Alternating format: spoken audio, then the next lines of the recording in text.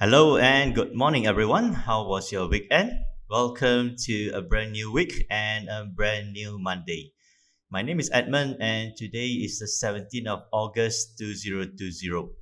So, we ended last week with gold prices consolidating in the range of 1,960 US dollars to a low of about 1,931.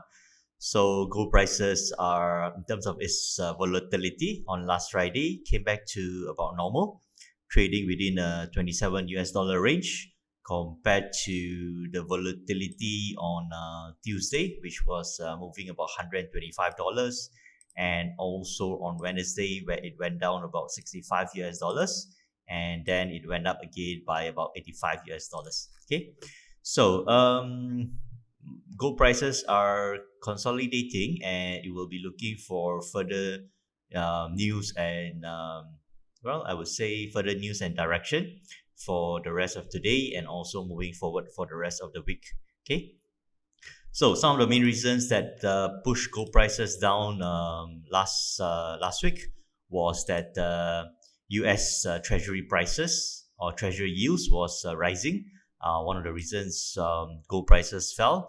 Other factors could be the COVID-19 situation, and hopefully there are some concrete developments in terms of the vaccine developments.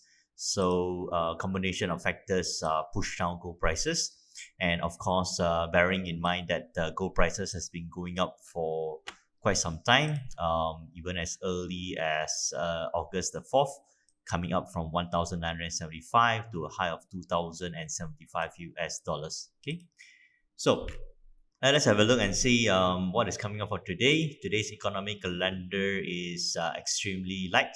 We will be having the Japanese revised industrial production numbers. This will be the yearly revised industrial production numbers coming out at 12:30 p.m. And towards 8:30 p.m. tonight, local Singapore time, we will be having the Empire State Manufacturing Index data coming out from the US. Towards 10 p.m., we will be having the National Association of Home Builders Housing Market Index.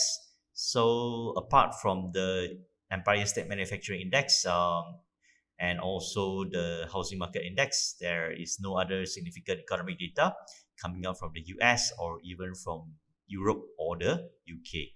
Okay, so news in focus wise, the US dollar weakened on Friday. It was again a very quiet day for US dollar and major currency pairs, as again markets started to quiet down after seeing US dollar strengthening last week from a low of 92.52 to a high of 93.85. And for the last three market days last week, on a Wednesday, Thursday, and Friday, we do see the US dollar coming down from its resistance on the 4-hour charts, and also on the 1-hour charts, coming down to find support at 92.95 levels. Currently, the US dollar seems to be still on a slightly bearish tone. We will see whether these support levels of 92.90 can hold. If it can hold, there's a good chance that it will consolidate and even push back up. Okay, if it cannot hold, we could be looking at the US dollar coming down again to test 92.54 levels, which is about 42 points down. And if the US dollar does come down, we should see the UK pound and also the euro dollar move up. Okay, which it is starting to do now. As we are speaking at about 10:20 a.m., we do see the US dollar marginally weakening in the US dollar index, and we do see the UK pound strengthening just a little bit, about 6 pips. Again, it's a follow through from last week's last week's bullish move over here. Okay. So in terms of economic data, last Friday, August the 14th, we had the core retail sales data and also the retail sales numbers coming out from the US. Retail sales numbers came in at 1.2%, slightly below market expectations. However, it was still a reasonable reading. So it was the third straight month of positive growth over the month to month. So last Friday's retail sales data was expected to come in at 2%. However, it came in at 1.2%, which was slightly below market expectations. Well, you can say that maybe it's partly due to that the data came in slightly below market expectations. The US dollar didn't go up; it actually weakened slightly and then went quiet. Okay, so no major movements on the US dollar and major currency pairs on last Friday. And a quick look and see what other events came up. University of Michigan's consumer sentiment data came out at a reading of 72.8, which was better than the 72.5 reading in the month of July. This shows that consumer sentiment in the US is improving, and consumers are more optimistic and willing to spend money in the last 1 month's time period. Okay, so yeah, so in terms of retail sales, analysts are actually a bit concerned about the recent V-shaped recovery, whether this V-shaped recovery can last or not,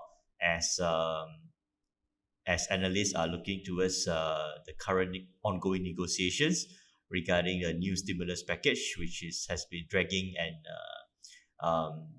hasn't come to a positive conclusion for the last 3 weeks or so. Okay, so let us have a look back at the technical charts. So again, US dollar was pretty quiet yesterday, ranging in a smaller range and finding support currently at the 92.95 levels. Again, if we cannot sustain, we are looking towards the US dollar to drop further. However, for last Friday, as you can see, the US dollar weakened at about 6 p.m. Local Singapore and Malaysia time.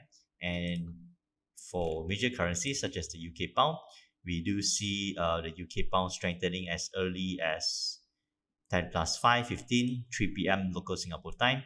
The UK pound strengthens from 1.3054 all the way to a high of 1.3142.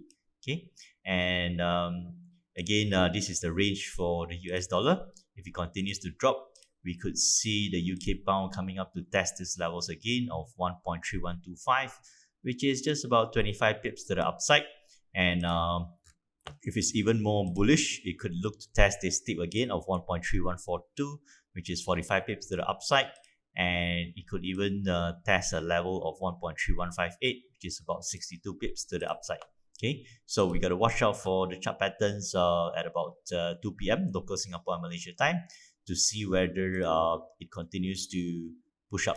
Okay, so to the downside, if the US dollar does consolidate and have some recovery to the upside, if the US dollar does strengthen, we could see the the UK pound coming down to test these support levels again at 1.3083, about 70 pips to the downside, and it could also come down to test this uptrend line, possibly later on over here at about 1.3080. Okay, so that is the upside and downsides for the UK pound.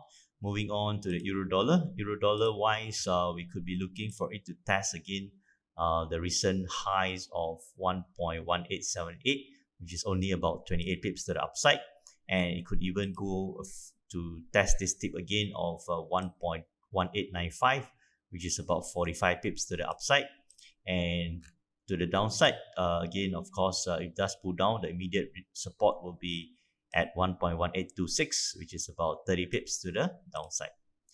Moving on to gold prices. Again, gold prices has been consolidating last Friday from a high of about 1,960 to a low of about 1,931 US dollars. It was about almost a 30 US dollar range. So as of now, this morning actually, as early as 7 a.m., gold prices dropped from 1,948 to a low of 1,931. It was down about 17 US dollars. And again, currently it has gone quiet, retracing back about $9 and pending the UK trading sessions to come in and also the US trading sessions to decide whether it will continue to consolidate or start to break out from its consolidation phase. Silver prices, again, mirroring the movements of gold.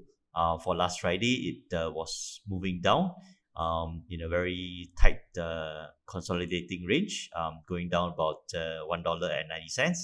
So currently, of course, it's still consolidating, but it's more towards a slightly bearish tone.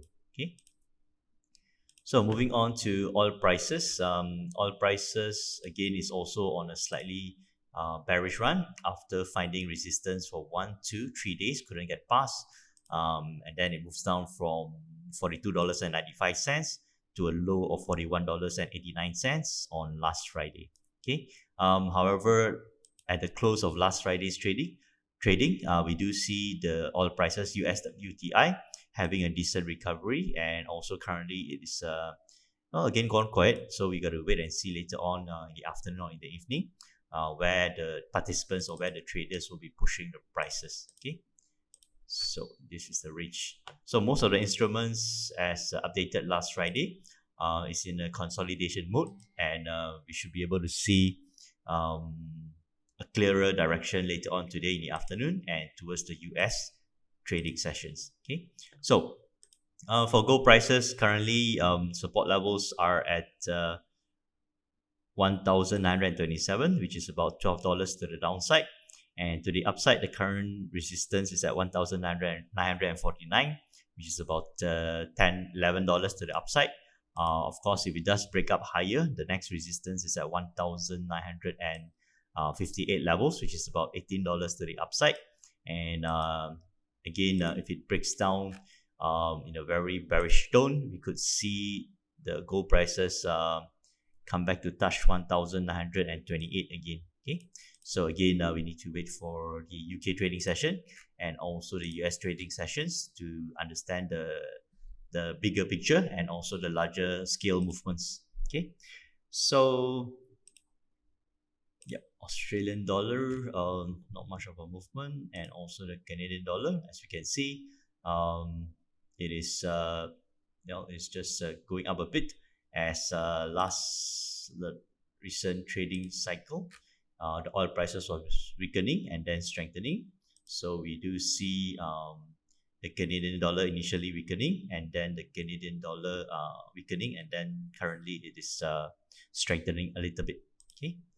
So on the bigger picture, Canadian dollar is trying to find some support here, but technically it is still on a bearish trend. Okay. So I'm sorry, this is bearish trend means that the US dollar is still weak against the Canadian dollar.